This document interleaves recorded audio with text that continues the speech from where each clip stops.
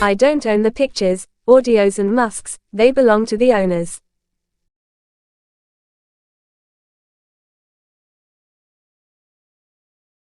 What are they doing? 大丈夫ですか？うん、全然平気だよ。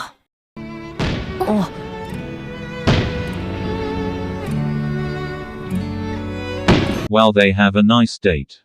They're so cute. 泉さんには可愛いって思われたいし、変な悪いとこ見られたくないし。その言葉が一番可愛い。They make me jealous. Let's do that too. こう抜けてるところとか見てるし、人相悪いのもよくあるし。嘘。Don't you think it's a little mean? Don't you dare hurt him. 去年は花火大会来なかったんですか？Why?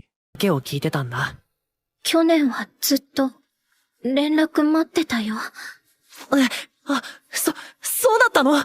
How could you make him waiting? Don't do it that again. さて、帰ろうか。限界じゃないですか。大丈夫、大丈夫。ダメで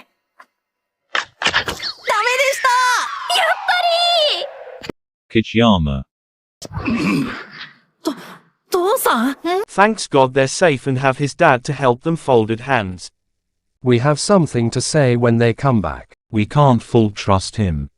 You can watch Shikimori-san skit series in my playlist, I hope you like them.